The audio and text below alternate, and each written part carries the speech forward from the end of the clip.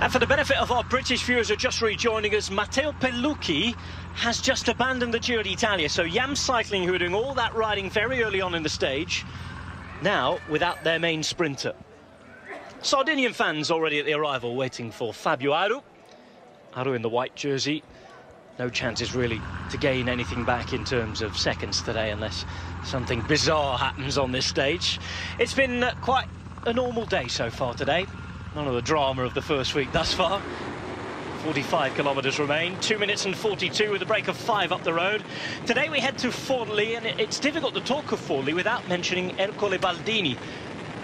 Train of Forlì, our record holder back in the day, Olympic race winner, Giro winner as well, born in 1923 in a city that is very much linked to that big name.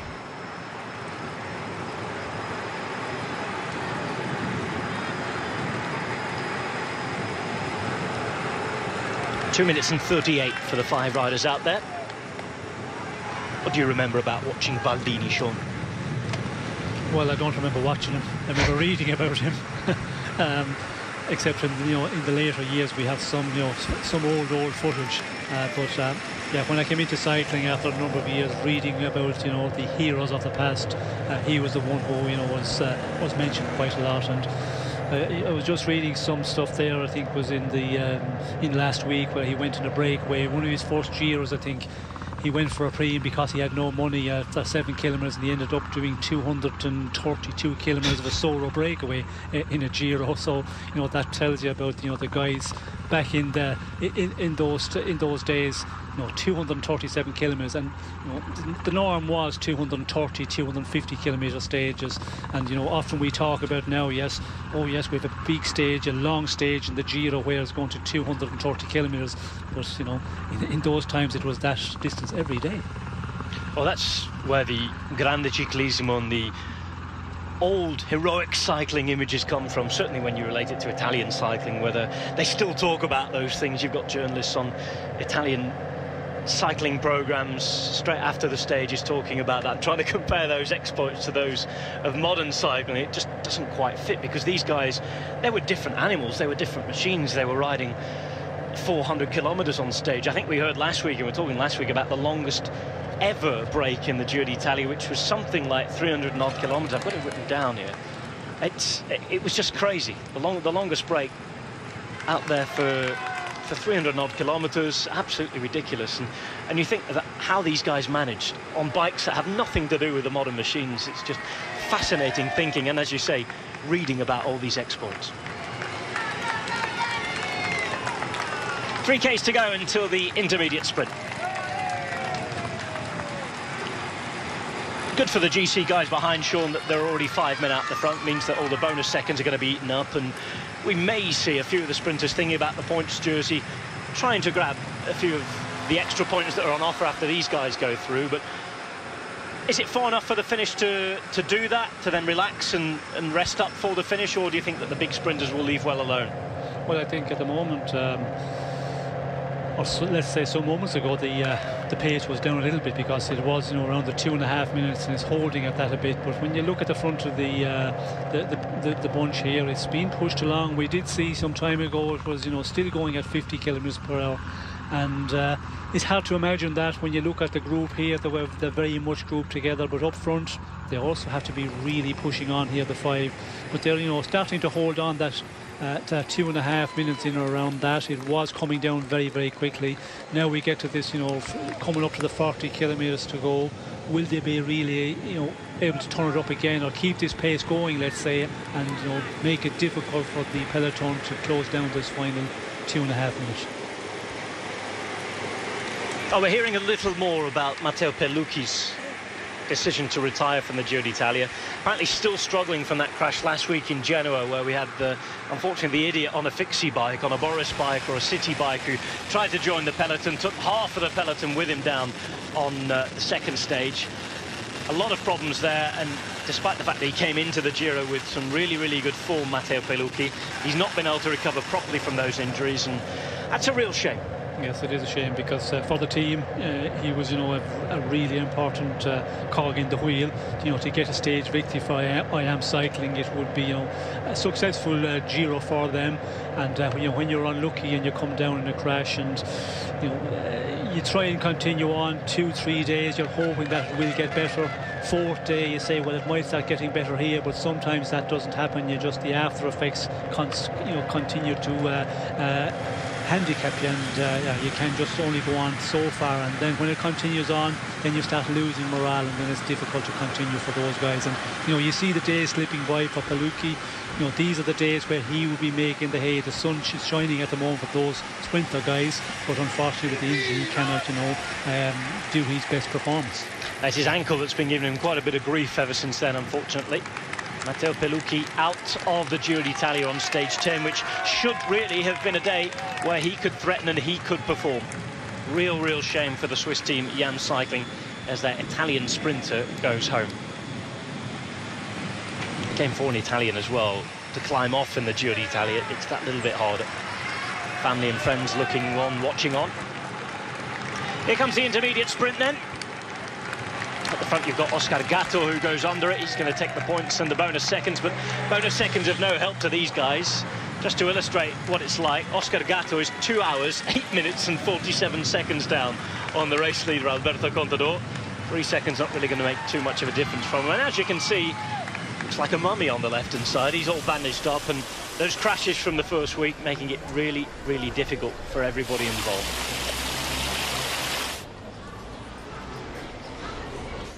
Sant'Arcangelo di Romagna is where we are. As you can see, an international festival dedicated to contemporary art. Every town has its little claim to fame on this eastern tourist belt. This is when they all start to arrive now when the weather's coming good. Stage 10 takes it in. It's a very quick touch of the south. We're headed almost straight north after just 1 or 2 stages in the south of Italy the other day. I explained the first week, the infrastructure makes it very difficult for the Giro d'Italia to stay many more than a few days in the south of Italy. It's almost a political, in inverted commas, visit once every 4 or 5 years to do southern stages. Road service is not as good, not as many good hotels for the riders as well. Still Lotto Soudal working at the front. Inside 40 k's to go. 5 riders in the break: Marangoni, Malaguti, Gatto, Bohem and Bozzato. Break that went in the first 5 kilometres today. The last count, we had a gap of around 2.5 minutes. And we're waiting to see what happens out of this bunch as they approach the intermediate sprint. There are still points available for that red jersey, of course. Will riders risk going for it here, or will they be thinking of just setting up the grand finale? 50 points available on the line today for the stage winner. Makes it one of the big important days in the whole Giro d'Italia for the red points jersey. And that red points jersey is currently on the back of Elia Viviani. Just at Sky at the minute, not close to the front. A couple of riders a bit further back. Elia Viviani's there in the red jersey.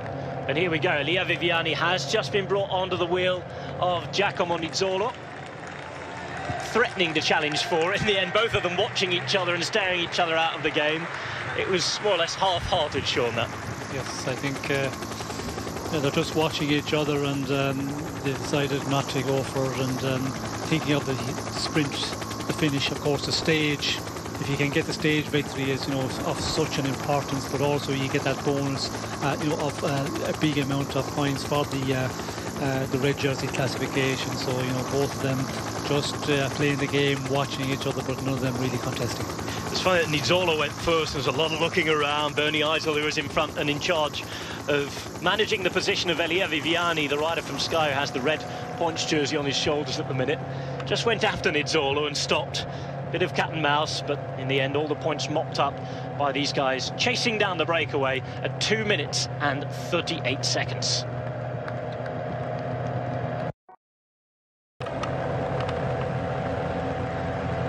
Breakaway goes under the 35 kilometre to go barrier. Just in Bernie Eisel having a chat with Andre Greipel behind. There's really no pressure on the guys chasing on at the minute. It's nicely managed, this gap. Eisel and Greipel, of two German speakers, one Austrian, one German, and of course former teammates at Team Hyro back in the day. Greipel, the German champion, easily identifiable there. No longer wearing the red jersey as he briefly had on his back. That's back now on the hands of Bernie Eisel's Sky teammate, Elia Viviani. Confirmation of intermediate sprint points, Gatto, Bohem and Busato taking them. Red jersey points all on offer as well, and they were taken down to a few more places.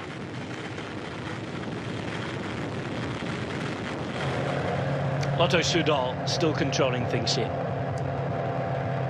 Interesting, Sean, the couple of sprint days we've had so far, we've seen the GC teams doing a lot of work at the front, both days with crashes involved. Do you think there'll be the same amount of nervousness today, given the fact that it's a complicated finish inside the last couple of kilometres? Of course, if they do crash in the last couple of Ks, they're already inside that 3K to go banner, so they will get the best time. But as we've seen, it's not just about avoiding losing seconds, it's about avoiding the crashes as well. And it's going to be interesting to see how fast and how furious it gets towards the end if the likes of Tinkoff, Saxo, Sky and Astana start joining in and mixing it up with the sprint teams in the last few Ks again today.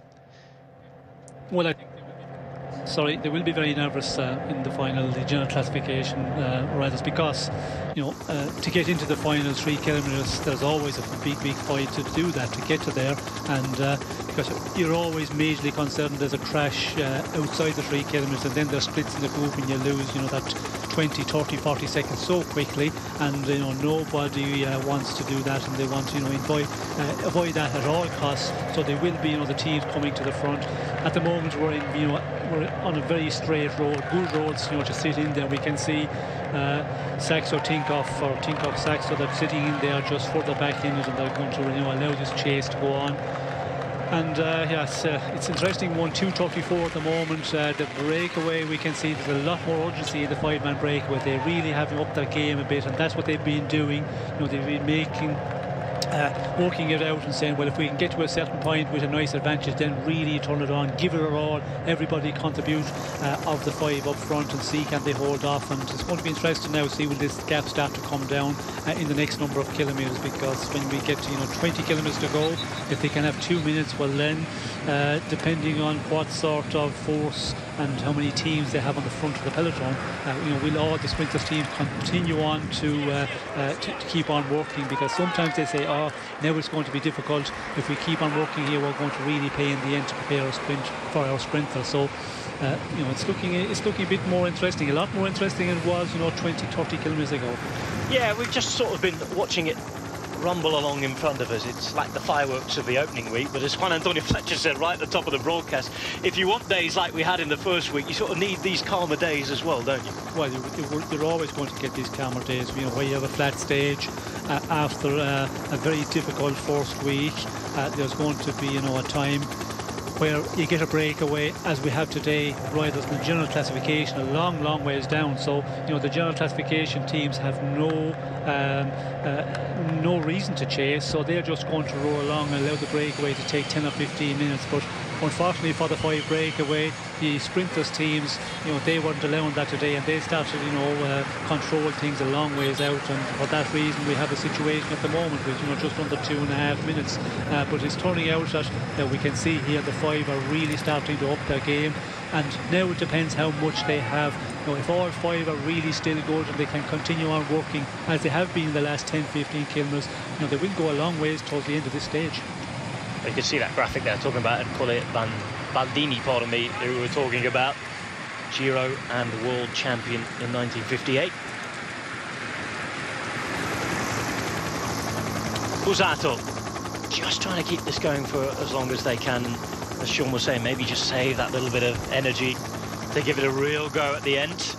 We've mentioned that Matteo Palucchi is off the bike, and there is the tweet that we've had to confirm that from the team itself, just saying they're really sorry to confirm the news that YAM Cycling's Matteo Palucchi has abandoned the race.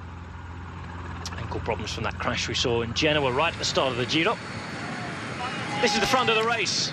We mentioned very early on that there are 2 riders from the region, 1 rider from the town that we're heading to, and that is Alessandro Malaguti, the man on your screen in the orange and navy blue, riding into Forlì and riding to try and honour himself, right in front of his friends and family. Bit of extra motivation just in case you needed it. Alan Marangoni at the front as well, from the Emilia-Romagna region. Oh, finally we can see that tweet. So sorry to confirm that at Pelucchi_Matteo had to abandon on the Giro d'Italia. More info tonight. Still a lot to do though for Yam Cycling. He's the first rider from Yam Cycling to abandon, actually. They came into today with a full team of 9. A couple of teams already down to 7 riders. Ethics Quick-Step and Nippo Vini Fantini, alongside Team Lotto NL Jumbo, have all lost 2 riders late. That means 11 riders now since the start of the Giro have climbed off.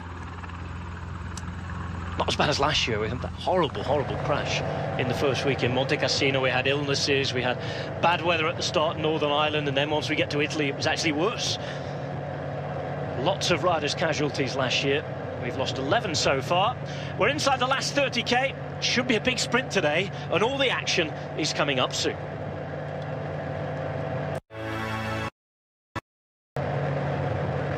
Headed to Forlì today, where we've had finishes in the past dating back all the way to 1925, when Constante Girardengo was the first winner. Alfredo Binda also won back in 1928, Guerra in 30, Bini in 37, Servadei just before the war in 39. Rick van Looy was the first winner in Forlì post-war in 1960, Freddy Mertens in 1977, and the latest and last finish that we had here in Forlì was 9 years ago in 2006. Robbie McEwen, the winner, the Australia in 2006. We had a stage start here as well just a few years ago in 2009. That was the first Giro that I was at in a professional capacity, and I remember it was Serge Pauwels who won on the day. Talked about the food and the food capital, the cuisine capital of Italy being Emilia-Romagna. Graphic just illustrating that, and the piadina, little flatbread that's rolled over. Marco Pantani's mum used to make them down in Cesenatico. Family still does, in fact. Stage finished down in Cesenatico a few years ago, and one man who'll be hoping to win today was the winner on that day, and he made his name that day. Manuel Belletti, riding for Southeast. Belletti and Petacchi riding together. They've both been able to work off each other and sprint for their own chances off the wheels. Belletti there, he was a promising youngster. Of course, he's in the prime of his career now. Has failed to really add too much to his wins, but always there or thereabouts. He had a couple of good placings last week. And what about Alessandro Petacchi, Sean? 41 years of age. Do you think he has another Giro stage win in him? Well, difficult to see. Looking on his form in the past week, it doesn't look like he is in that shape. But again, you know, there is the experience. You just, you know, keep on working in the race, and you go to a point, and then you say, well, now I'm feeling a bit better. So certainly he's got the experience, but I don't know when he'll be able to, you know, to get to the level. It is possible after a week of racing, you know, that a guy in the end of his career, when you're older, it takes, you know, quite a number of days to really get close or get to your top shape. So maybe Petacchi is trying to work at that. Will it happen? We'll have to wait and see. But I think in the big one sprints, he also is going to have a problem here. You know, not prepared to take the risk, and if you back off a fraction in those sprints, well, then you lose, you know, a number of places. There's so much fighting for positions here. If you're not prepared, you know, to really fight for your corner, well, then it's very difficult to stay in that top 20 riders, unless you have a real big team around you, can, you know, just ride you out of that fighting zone where they can keep you right to the front. But this running again today, as I mentioned, for a Greipel, is not the ones that will suit Greipel or Petacchi. They will prefer a big long straight of 1 kilometre where they can, you know, get the real big gear rolling and come at a really fast rate into the final 250-300 metres. Cesena and another intermediate sprint towards the end here to make it very, very interesting. Will those teams be interested again, or will we see something like we saw not too long ago with the big guys just looking at each other, and unless somebody made the move, they weren't going to follow? If that happens again, they could cancel each other out. Breakaway once again will take those bonus seconds. So that's no worry for the general classification guys. And we've just seen Another 15 seconds or so chopped off the advantage, but it's getting towards that 20-kilometre to go mark that you were talking about, Sean. You talked about 2 minutes, and this could be interesting in that if the teams behind start thinking about their trains and looking at each other, it all depends what these 5 guys have in the front just to make it extra nervy and set the few last kilometres. Yes, it all depends how much they have left, how much energy they have, and they have been really riding good, because we can see back in the peloton, we did see at a moment they were comparing 50 kilometres per hour for the breakaway of 5 riders, and the bunch was going at 55, but different section of the road, of course, so that, you know, could change a lot. But that advantage there, 2:30, was holding up for a long time. Now we can see 2:17, 2:16 at the moment.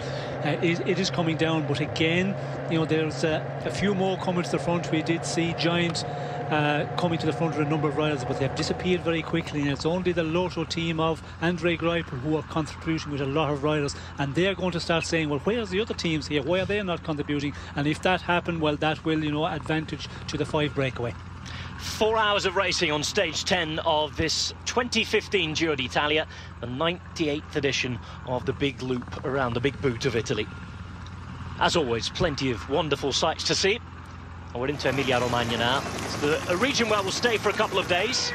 That's before we head up into the Veneto region. We know that, in particular, we're thinking as the average race speed goes up to 45 kilometres per hour. In terms of Elia Viviani, he wants to win the stage to Jesolo. I don't think he's going to turn his nose up at this should he get the opportunity, because he wants to keep that red jersey. Today, as we said, 50 points available for the red jersey, the points jersey, the sprinter's jersey in effect at this Giro d'Italia, with the way the points are advantageous to winning on the flat. He will want to stay in that jersey. Intermediate sprint at Cesena coming up, and look at all the people. It's a beautiful, beautiful day again on the east coast of Italy, and just showing once again that they really do love their home race. The brake working as hard as it can. Notably, the seconds are starting to tick down a little more. 2 minutes and 10. But they're still all working together. Not too much thinking about their own opportunities just yet. And they can't really afford to do that at all today, given the nature of the course. Nicola Bohem is the man at the front on the left-hand side. 25 years of age now. Developed through the Bardiani team in the last few years, and he's another man who's heading up to his home region in just a couple of days when we get to the Veneto.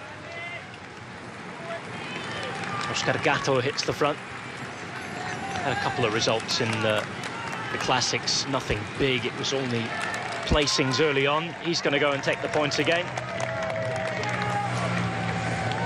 There is that intermediate sprint. Not really contested. What will happen behind in 2 minutes' time? That's the question. And again, we are getting towards that stage now, Sean, where 20 kilometres to go is a bit taxing on the legs to have a sprint for points here. Surely the big guys aren't going to bother with this one. Well, it's difficult for Viviani to go for the sprint, because it's Lotto of Andre Greipel who's been riding. If Viviani comes up here and, you know, just takes what's left on the line for the red jersey classification, well, then Lotto and Andre Greipel more so is not going to be happy at all. And for that reason, we could see him. He was just in the previous one, Nizzolo, he was just watching him, and if he did go, well, then you have the excuse, well, Nizzolo went for it, I have the right to go for it as well. But it will be an interesting one if some of those guys do go for it. Well, then we might see them having a go at it, but I doubt. I think they will just continue sitting here and allowing the front of the peloton, whoever's on the front, just to take the points that are available on the line. That's unless they get distracted by Pink Batman there on the line as well. 20 k's to go for the breakaway. Last intermediate sprint done and dusted. They have an advantage of just over 2 minutes over the peloton at the minute. Clock is ticking. They're being chased down. Lotto keeping the pace nice and high. Not too much of a sign of Elia Viviani at the moment. No sign of Nizzolo either. Andre Greipel, by the way, has already said that he's not thinking about the red jersey at this Giro d'Italia, which suggests that he's not going to stay for week 3. Said it was nice to wear it the other day, but he wouldn't be going for points in the middle of stages. Interesting to see whether he keeps to that, keeps his word or not. Nobody having a go. Points not an issue. 2 minutes. 2 minutes is the advantage. 19.3 k's to go. How's it looking, Sean? Well, it's looking interesting. You know, we see at the moment it's Andy Gripe's team who is doing the big share of the work on the front, and our 5 men out front, you know, are working well together. 2 minutes, a very nice advantage, and they are going to go a long way. Will they have enough to hold off?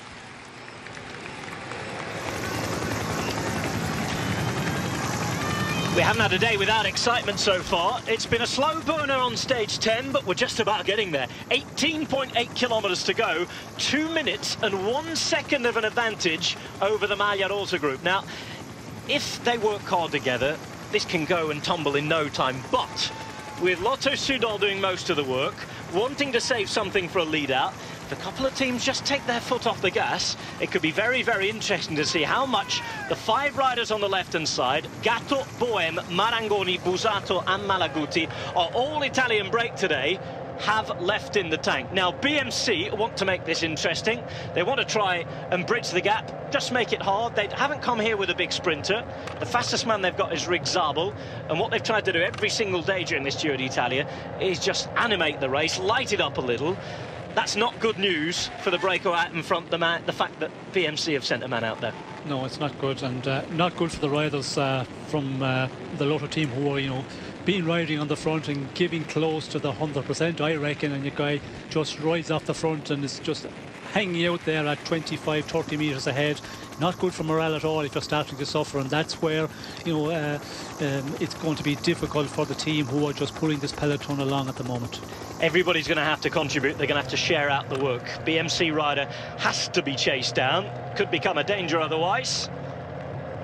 We're looking, of course, we've seen Stefan Kung riding fantastically well in the Tour de Romandie. Rick Zabel out there as well. Amel Moina, who's been on the attack several times.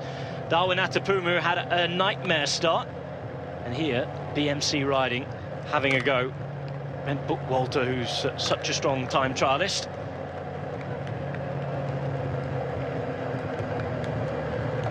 Trek Factory Racing still contributing, just the one man. And it's Stefan Kung, who we mentioned, who's gone out. Such a dangerous rider. We saw him ride away from people in a breakaway. He is already a world champion on the track at just 21 years of age.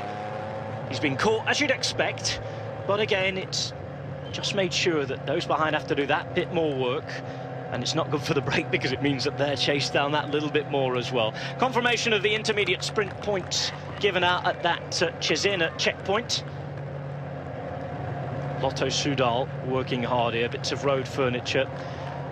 16.7 Ks to go, and we're going to see the GC team just wake up, I think, Sean, very soon as well, just to keep their men safe. Yes, we can see it already. We can see Tinkoff Saxo appearing there. Also Astana starting to appear, and that's also a difficult one for the riders who have been securing the pace, setting on the front of the bunch for quite a long time. If you see those teams rolling up beside you, well then you start to lose heart a bit, and we can see 159 all the time. The riders out front, the 5, are really putting up big fight here, and it looks like, you know, they are going to, if not go all the way, they're going to go very close to the finish. And, you know, the breakaway 5 Italian riders, they're really, you know, working well together. You know, the ones who know the road very well, a little advantage as well, because if there's a point where there's a little bit of, you know, a pinch point, you can make the calculation, you can go, you know, at full gas right through. All of that will be very important, and, you know, 156 getting more and more interesting for the 5 breakaway. We've had so many surprises on this Giro d'Italia. Look at the profile here. This would have been the most surprising one of the lot if the break could stay away. This is going to be a huge, huge error by the sprint teams if they can't catch these guys. They have a little bit of a wind in their favour as well, which is helping the 5 riders out in front. Gatto, Bohem and Malaguti alongside Busato and Marangoni. And remember, Busato racing for Southeast, first Giro d'Italia. Marangoni from the region, Malaguti from the city where we head. Cobbles don't look that bad, says Juan Antonio Fletcher. No danger despite the last tight left-hander. We'll see how it plays out on the road. 15 kilometres remain, 1 minute and 52. And this gap holding wonderfully, wonderfully well for the breakaway here. Straight roads all day. Sean, if they don't pull these guys back, the big sprinters will be kicking themselves, won't they? There are hardly any sprint opportunities that Giro as it is. And if they give one away like this, it would be an absolute nightmare for the sprint teams. Well, I think the ones who will be kicking themselves is the ones who have, really put the domestiques on the front, and that is Andre Greipel's team. We see Giant Albacin, they have been there. Trek Factory Racing also, but there's Team Lotto Jumbo who hasn't put anybody in. Moreno Hofland is there. Lamprey hasn't done anything. So those teams and the riders, they cannot really say anything, because they did not get into the chase on the front of the peloton. And it's looking more and more like, as we go now to close to 14 kilometres, still 151 an advantage. Well, there's still a few teams who are going to be thinking we've got to save something for the final few kilometres. And again, if they start looking at each other and stop the work that they're doing, the likes of Lotto, Giant and Trek Factory Racing, then they really do have a problem. At the minute, as long as the work carries on, something can change. It's going down. Is it going down enough? I'm not so sure. Trek Factory Racing, again, just perhaps bringing a few more riders to the front now. Giant Alpecin as well. But these guys still working together. And one thing to note as well, Sean, that they have to continue to work together. Yes, well, they will have to continue to just work together until the final 2 kilometres, 3 kilometres, depending on what the advantage will be at that point. But 147 at the moment, and when you come to 10 kilometres, 140 in advantage, the chasers on the front of the peloton are going to say that this is not going to be possible, we're not going to be able to do it, and then they start to drop morale. On the verge of potentially another huge story at the Giro d'Italia. Should have been a nailed-on sprint day today. Course as flat as a pancake. 13.4 k's to go though, and 5 Italian riders riding for their life with a little bit of assistance with the wind. 1 minute and 44 ahead of a chasing peloton. Problems in the meantime for one of the Androni riders. Oh, and it's a rider in the breakaway. Oh dear, oh dear, oh dear.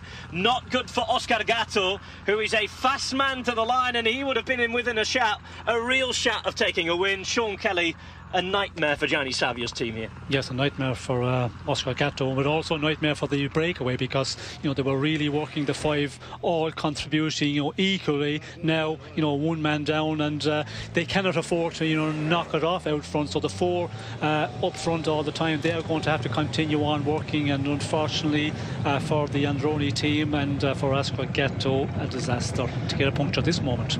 They've been in every break bar one. And the chance that they really have of doing something with Gatto, probably the fastest finisher out of the 5, punctures and gets left behind. Deary me. A look behind, tries to get going again, but that is heartbreaking for Oscar Gatto, former winner of the stage on the Giro d'Italia so far. Last time that Alberto Contador was here on the road in 2011, he won a stage as well. 12 k's to go for the breakaway on the left-hand side, which is now 4 riders. Nicola Bohem is left. Alan Marangoni is with him, as is Alessandro Malaguti and Matteo Busato, the man we were just seeing in the white and grey on your screen. Bohem is the man in green. This is Malaguti in the orange and dark blue, and well, for Gatto, game over. Yes, well, of course, behind the breakaway, no cavalcade of cars of anything major, so to get back in, impossible really. And the way they're riding, the 5 out front, they were just going out close to 50 kilometers per hour, and if you puncture at that point after being out there all day, for Oscar Gatto to close down the gap, it was never going to happen. And we could see he did not even make the effort, because he knew it was just the moment he got the puncture, it was day over. 11.2 k's to go. Gianni Savio and Androni Giocattoli in conversation with Gatto. They'll move up. Gatto in the meantime is going to wait for his mates in the peloton. And in fact the car as well, I think, instructed to pull over into that lay-by and wait their turn in the procession of cars behind. In the meantime, the break is down to 4 then. 1 minute and 30, 10.8 k's to go. Sean, if you're riding in this Lotto Soudal train behind, what are you thinking now with the current situation? Well, it depends on how your riders are feeling. We can see on the front there's a few of the Lotto riders, you know, pulling a face, so they are starting to suffer, and they have been for quite a number of kilometres now. So it's not looking good for the sprinters and for the main peloton to be able to close this one down. 1:30 at the moment as we go close to 10 kilometres, and we can see here, I think, Lotto have disappeared off the front. There's still some of them there, but they have not as many riders represented here. And we can see now general classification teams starting to crowd out in the front, and that's going to be also difficult for the team who've been chasing for a long time. So it looks like these four can go all the way. Alberto Contador, the pink jersey, as well as Astana, the white jersey, with Fabio Aru coming to the front. Lampre Merida committing one man, but no more than that at the minute. They've got a fast team as well. They've got sprint options. They're going for Sacha Modolo today. They've said that, but they've got Ferrari as well. We've seen Ulisi doing well in the uphill sprint too, but Ikeze is a fast man as well. 1 minute and 32 with 10 kilometres to go for four breakaway riders. Alessandro Malaguti at the front for Nippo Vini Fantini. Racing the Ford Liam, what a dream day it would be for him to win in his hometown.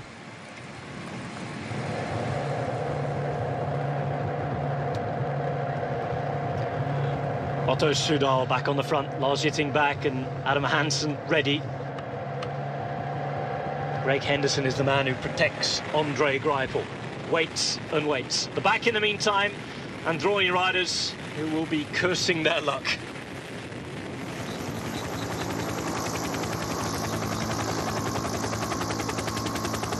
The gap was at 1 minute and 30 seconds. Peloton fast, Peloton very, very strong out now, and it's all that competing for places at the front. Really interested to see what the exact time gap is now when they come through this 10 kilometres to go barrier a little further behind. Of course, the GPS not always as reliable. Once you get the stopwatch on them, it's going to be really, really interesting. It's still more than a minute, Sean, as well. Otto Sudal there. Mack is going to lead them through this gate now. It's not changing that much. 1 minute and 19 with 8.7 k's to go. They can do this in the break. Yes, I think it's looking real good for the breakaway, and we can see, you know, the Lotto riders. They also have put Maxime Monfort up there, Monfort, sorry, and you know he's up in the general classification because he's in 17th position at 4 minutes. He hasn't been riding all along, so you know they're using all their manpower from Lotto Sudal, but the surprising one is that there's other teams that hasn't contributed at all, and they haven't, you know, put a number of men on the front, and I think it's looking more and more possible for the four breakaway to hold out there. Why would that be? Is that because it was a rest day yesterday and it was such a hard first week, or that it was just a little blasé and everybody's saying, well, it's going to be a sprint anyway, we know it's going to be a sprint, it's so flat, somebody's going to do the work, we'll let the other teams do it? I think, yes, exactly, that's what a lot of the teams and a lot of the sprinters were thinking, that, you know, we'll just sit on here, get an easy ride, allow Lotto Sudal to do the chasing, and they will be able to close it down. A 5-man breakaway normally, you know, when you have other teams also, and they were track factor race and got involved with 1 or 2. We also had Giant Alpecin who had a man or 2 in there, so it looked like that, you know, they were going to be able to close the breakaway down without any difficulty, and I was, you know, pretty sure that we would see a big bunch sprint here, but our 5 men up front have been surprised, and they have really put up a performance. I think they have surprised a lot of riders and a lot of director sportifs.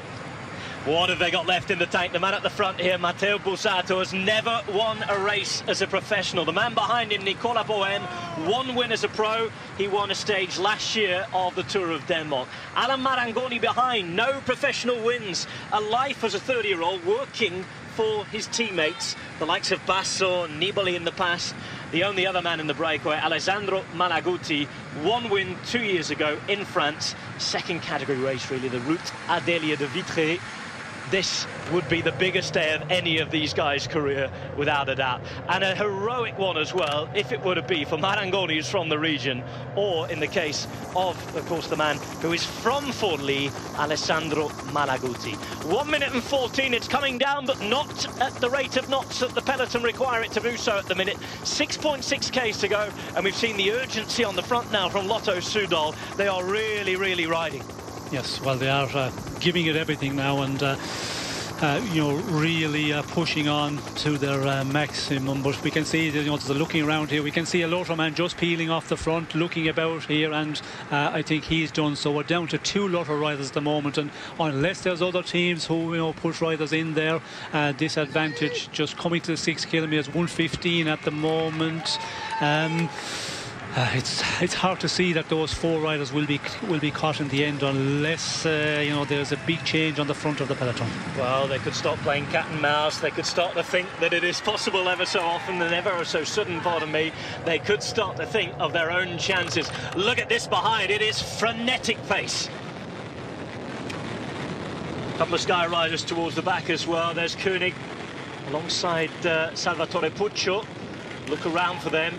5.6 Ks to go. The nerves for the GC guys are still there as well. They don't want to have any problems here inside the last 5.5 kilometres. Yes, and they have to be a problem here for Sky, because we see, I think it was Bernie Eisel who just went out of our screen there on the right hand side. So it looks like there is a Sky man further back here. There, a lot of looking about from Sky.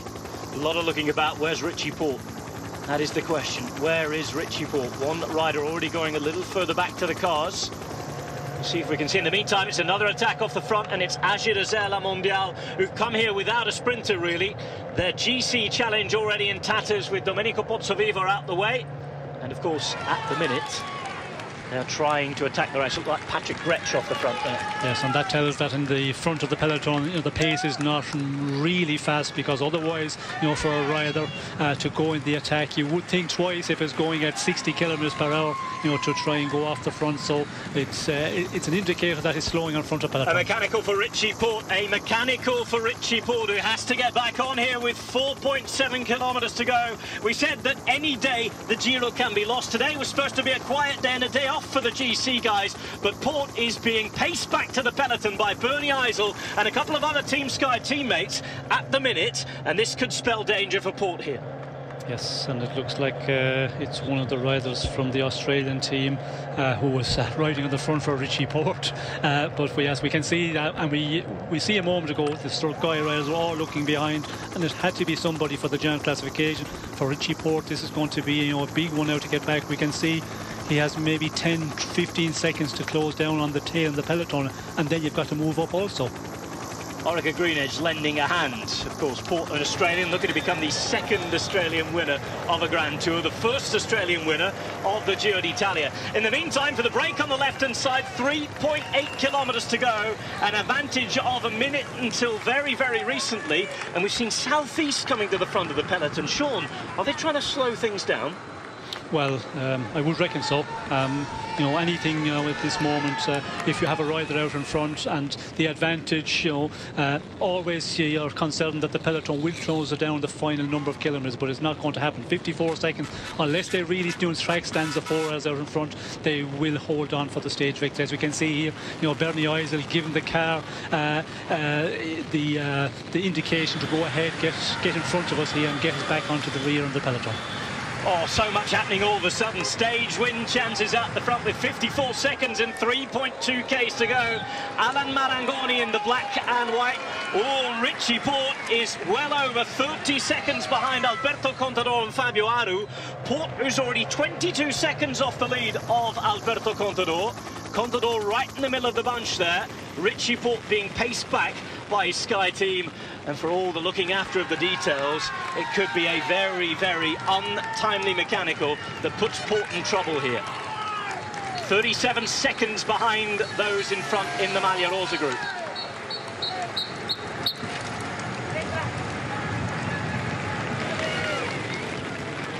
It's Michael Matthews who's been helping out with the chase. Matthews saying he wasn't going to sprint today, and he is in there with that Team Sky group, looking to pace Richie Porte back to the peloton. Bit of help from the cars as well. Richie Porte there struggling to hold the wheel though. That's not good, is it? No, not looking good at all. He's losing, his teammates up front. Of course, the teammates are more in the drafting of that car in front, so it's difficult. And they're going at 60 kilometers per hour certainly here, and we can see that time difference there. It's going to be difficult for Port to get back in.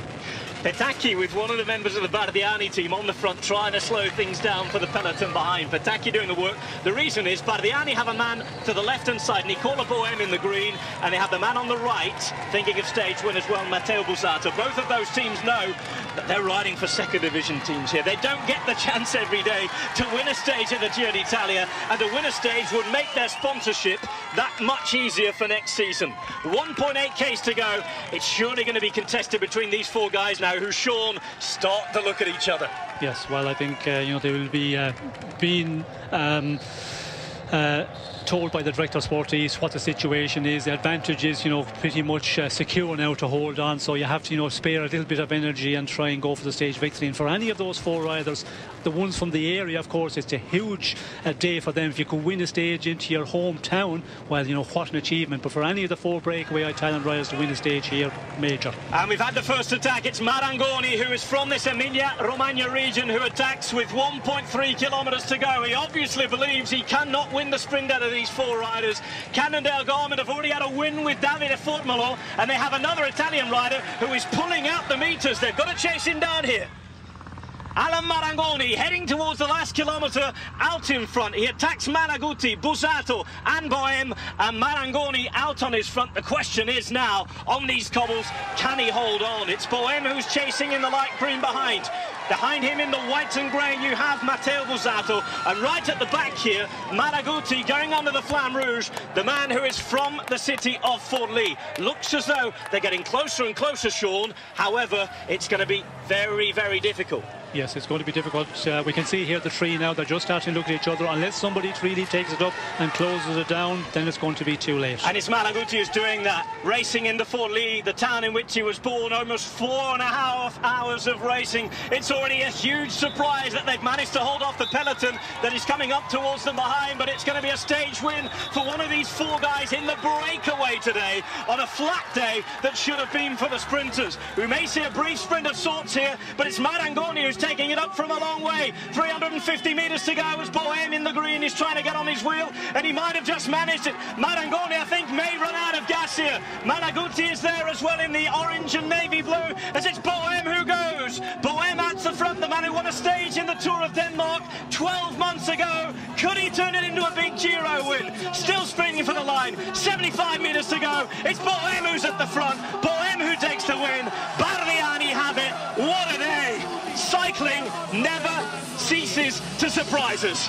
A breakaway on a sprint day, and in the meantime they're sprinting for the points a little further behind. So here we go with Modolo hitting the front now. Modolo's there, Nizzolo on the right hand side. Nizzolo will be the Italian who takes it.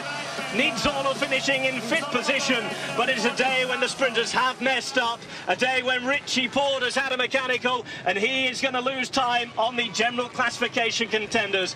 A nightmare for Richie Port, limiting the damages as he can. Contador has finished, he's being paced in here. We have had no shortage of surprises at the end of today. What a day, and it just shows that every single stage is an important stage, no matter what the profile looks like, Sean Kelly.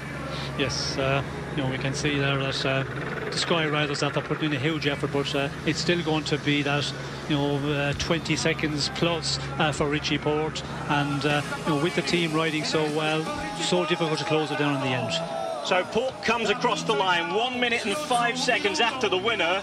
What is the count back to Alberto Contador and the rest of them? It is around half a minute at the moment, perhaps even a little bit more. Plus, I think it's going to be more than 40 seconds, because the peloton was really close in the end there, so it's going to be 40-45 seconds for Richie Port, so that's huge amount of loss on a flat stage where you would expect nothing to change in general classification. Nicola Bohem is the stage winner, the 25-year-old from the Veneto with his second professional victory. It's a stage of the Giro d'Italia, though, from a breakaway that should never have been allowed to stay away. 45.7 kilometres per hour, the average. This is turning into a classic Giro d'Italia, and even the flat supposed boring days are giving us so much to cheer about. A great day for Bardiani, another super day for Italian cycling, and it just shows that if you try, you may just get rewarded. Nicola Bohem wins the stage. Stage 10, not for the sprinters in the end. It's Bohem crossing the line first in Forlì.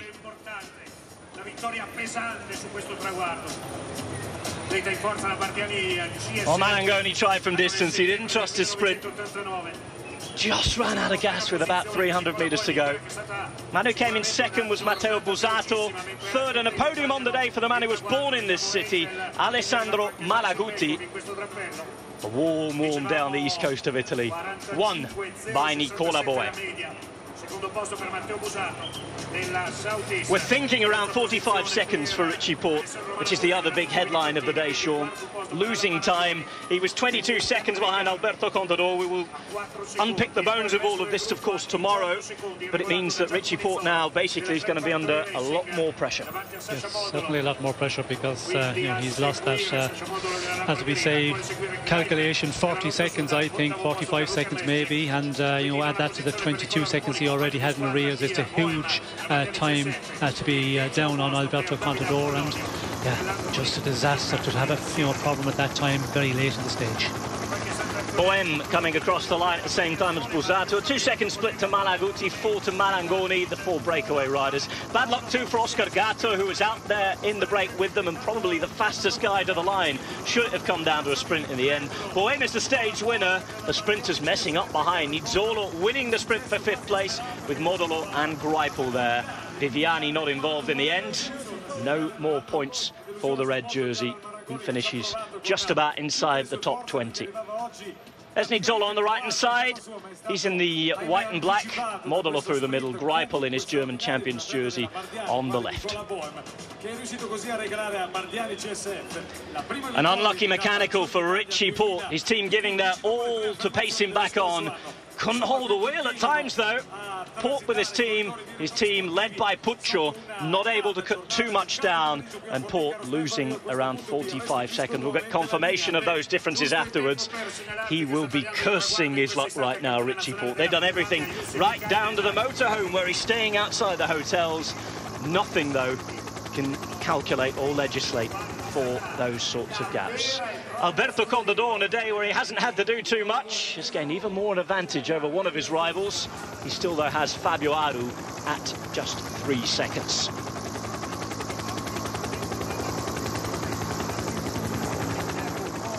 Contador crossing the line there. Finally a quieter day for him. Remains in the pink jersey as we're a day closer to that big weekend of the time trial, then the mountain stage. Spinning class for him at the minute. Just asking, I wonder exactly what's happened. He'll be inquiring about the distances and all of that sort of stuff. In the meantime, we're waiting for that countback. We're waiting to see exactly what's happened in terms of the overall general classification. For Lee, it's been around since 188 BC. It's what's happened here in 2015 today that is going to affect the Giro d'Italia.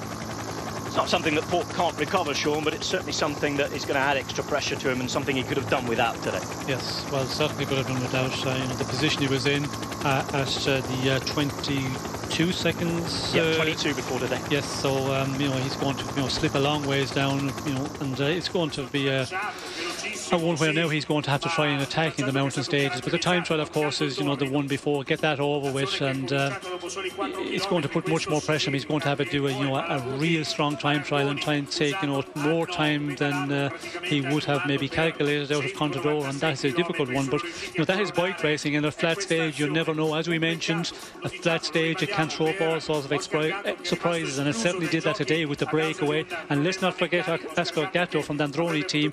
He was in that breakaway as well. He is a mechanical end, so everybody can have a problem. So when did you start believing in your chances at the end of today's stage? That was a pretty incredible victory. Sì, sono veramente contento. Yeah, I'm really happy. tantissimo a portare a casa un risultato. I really wanted to take a result home at this Giro. Of course, it was unexpected today because, of course, it was the easiest stage, really. But 20 kilometers to go, we had a really good advantage. And, of course, everybody worked together there. We went right to the base and right to the end. Alan went. And, of course, I knew I couldn't let him go. And of course, it's not every day you get there after a stage like this. Couldn't let the opportunity go. I want to thank everybody. Staff, Director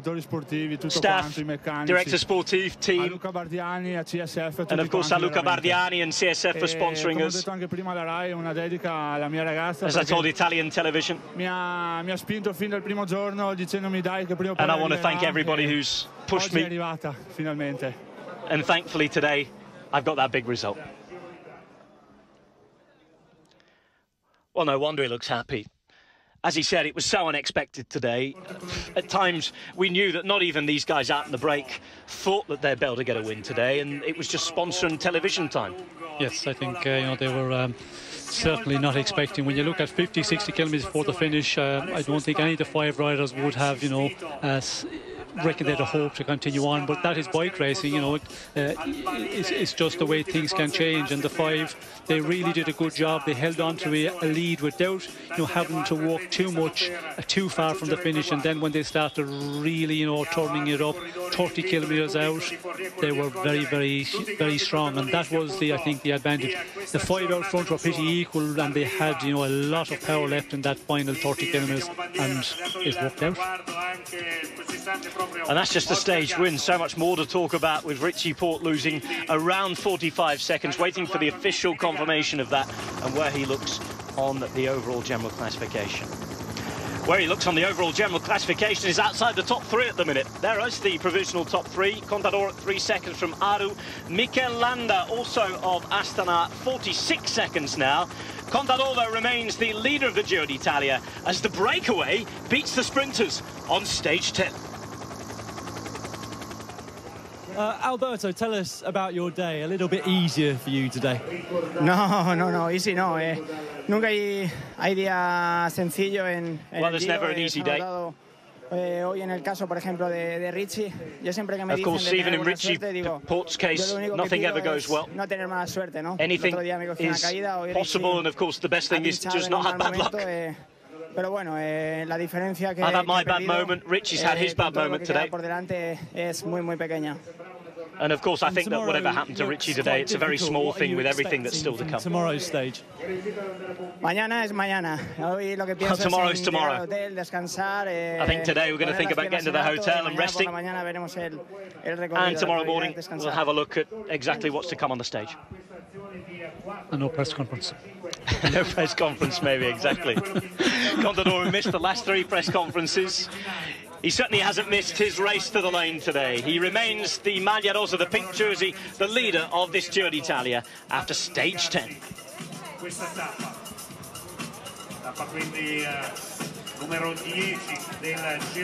At the moment that Oscar Gatto's bad luck struck, and it wasn't just him. It was, of course, Richie Porte, who would also have a mechanical and come in around 45 seconds down.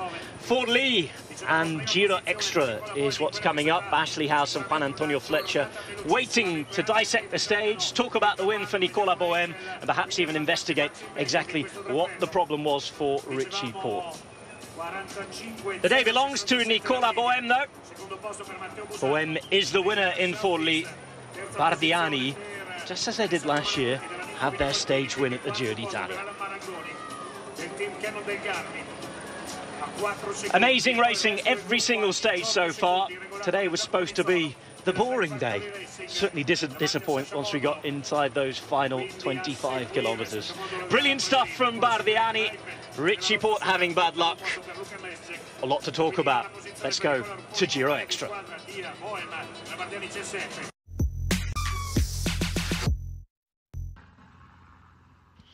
Nicola Bohem wins stage 10 of the Giro d'Italia, the first day after the rest day.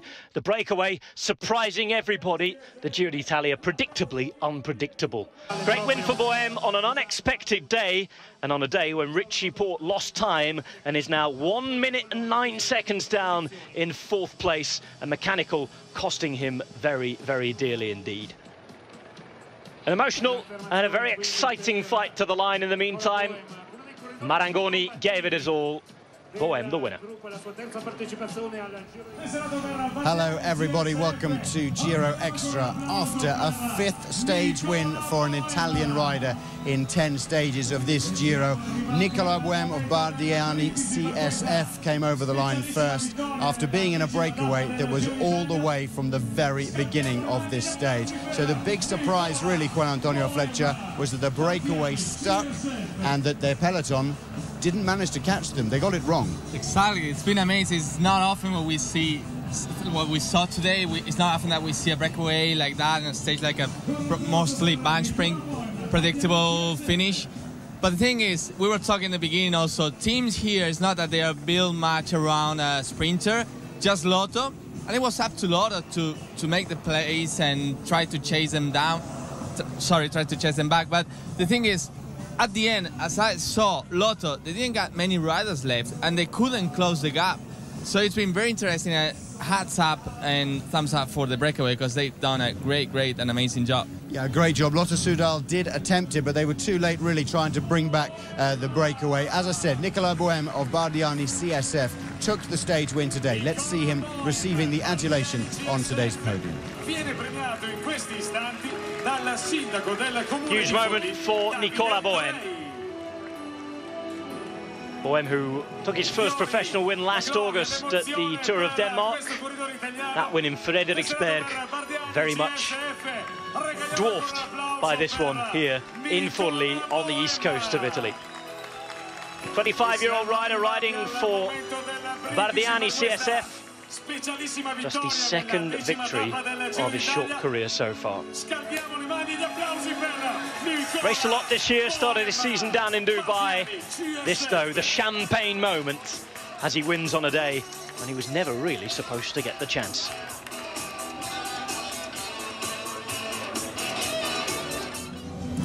So Nicola Bohem takes the stage win. He also takes the red jersey from Elia Viviani. More about that later on, because the other big story today is that Team Sky's Richie Porte had a mechanical failure, a puncture, less than 10 kilometers from the finish line. The rest of his team went back to pick him up, but they didn't get him back in time. Richie Porte lost over 30 seconds today. He's now 1 minute and 9 seconds behind Alberto Contador and in 4th place behind Mikel Landa as well. Juan Antonio, Richie Porte, a bad day for him. Very bad day due to that puncture. And it was curious. I was curious to watch on the TV because when he had the puncture and when the whole team waited, I was surprised that the jury made barrage, what we call barrage in this sense. So they actually stopped the convoy. So all that convoy from the cars were rather that they have a puncture in the final kilometers, they can get some help and easily get back to the bunch. But it didn't happen with Richie. So apparently, we don't know the reasons, but sometimes the jury said, well, it's probably too dangerous. So especially with riders that are close on GC, they kind of do these barrage. They stop the convoy, and that happened, and that made Richie Porte and Team Sky especially in particular to have to make a bigger effort in order to go back to the bunch and to get back there. Okay, so bad day for Richie Porte. Let's go straight to the podium and see Alberto Contador receive the pink jersey again. Another day in pink for Alberto Contador. In the end, it was another of the GC contenders who had the bad luck today. Contador looking good, looking much more relaxed and much better in pink today. 13th Maglia Rosa in his career. 3 seconds his lead over Fabio Aru. He's now 1:09 ahead of Richie Porte, who's in 4th place, with Mikel Landa, the Basque rider, riding at the service of Fabio Aru at the minute in 3rd position, 40-odd seconds back. Looks an altogether much happier man. Contador At the minute, the double is on track. As he said, though, a long, long way to go to Milan.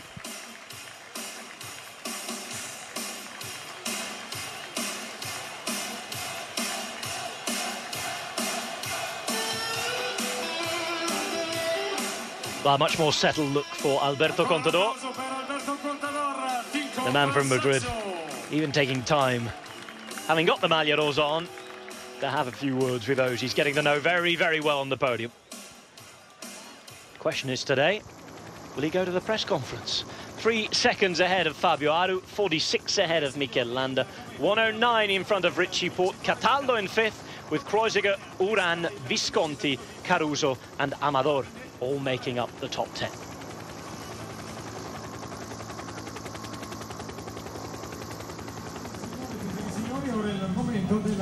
So Alberto Contador remains in the Maglia Rosa. Richie Porte lost 47 seconds today, 47 seconds. Before we went to the podium, Juan Antonio, you were explaining to us about the convoy. The jury stopped the convoy today, which you're surprised by, and you think we should find out the reasons why. Well, I'm surprised because they don't do it normally when it's a ride that is not counting for GC, but they actually do it sometimes when it's someone that can or either win the stage or is very up on GC. That happened with Rich, unfortunately.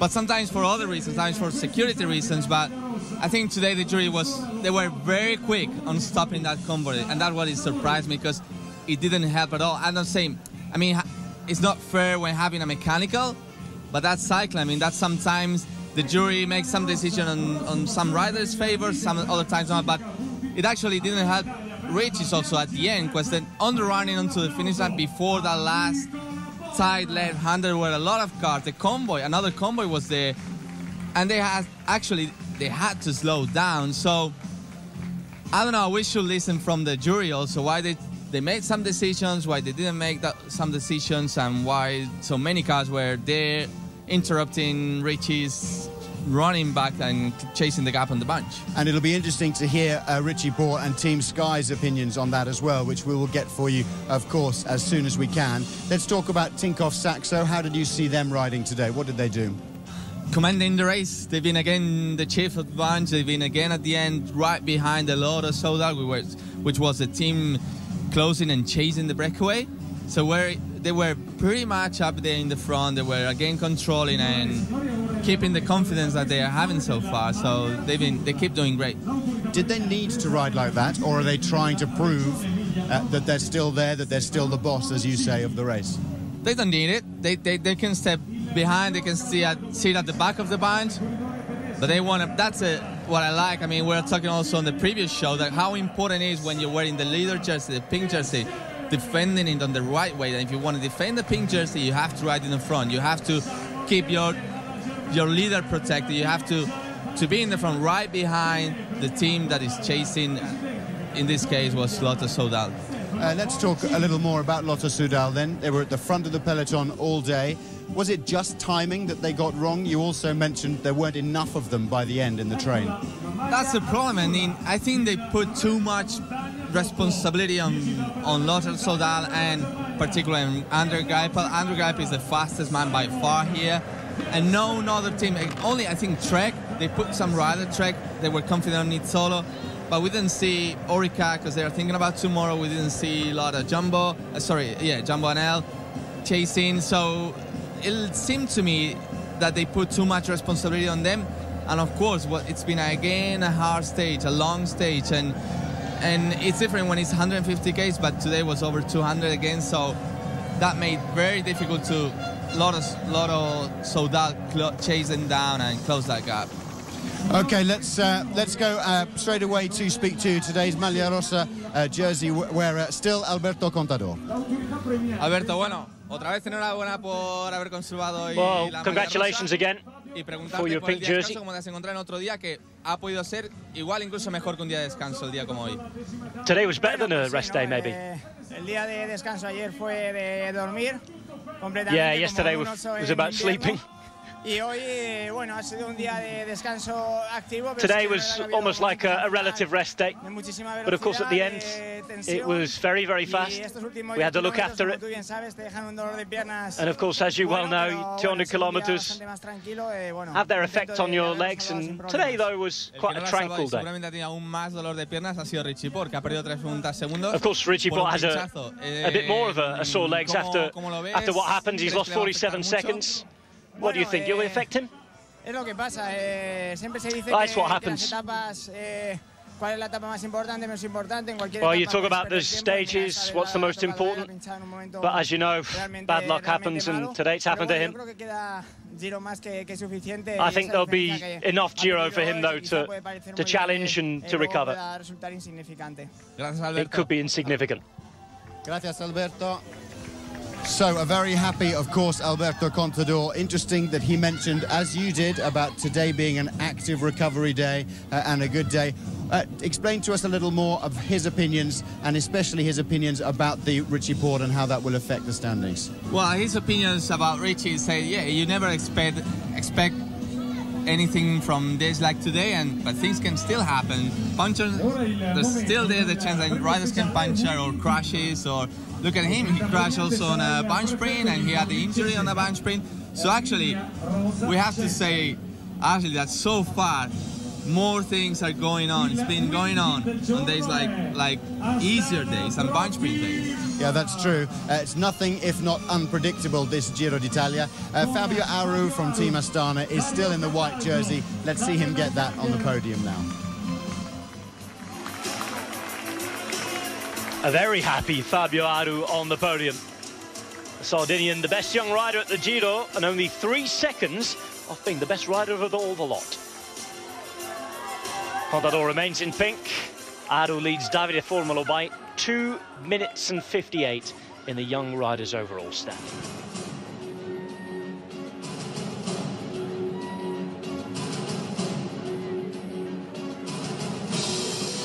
Jan Pollan's up there as well, 20 minutes and 25 back. I don't think Aru, unless something serious happens, is going to have too much of a problem holding on to that white jersey towards the end.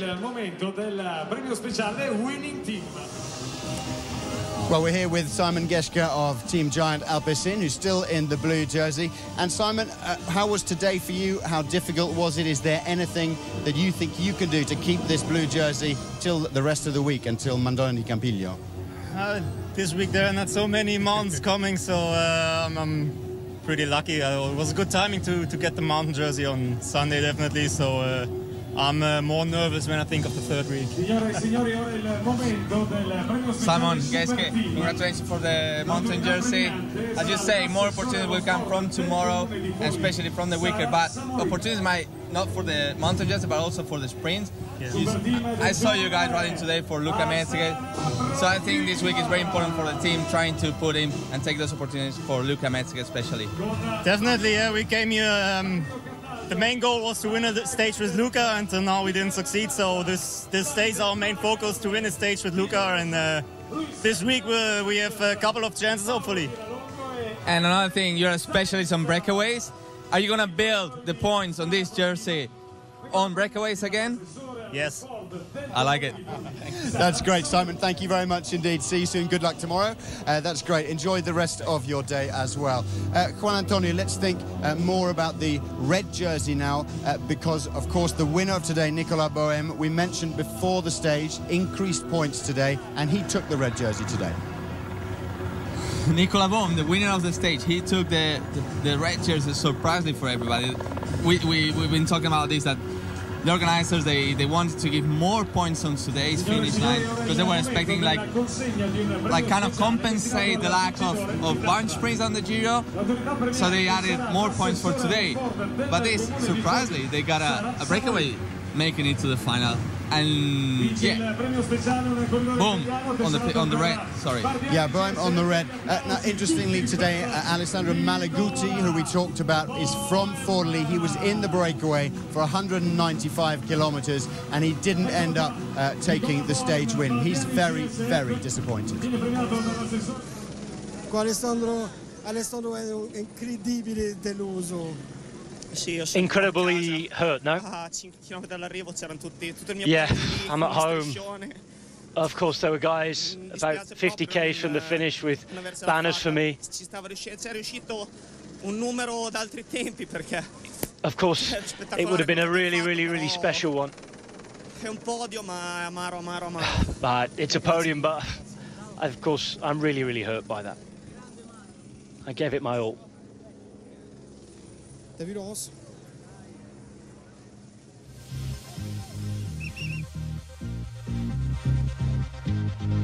Stage 11 has a Formula 1 finish. We go to Imola and the racing circuit in Emilia-Romagna.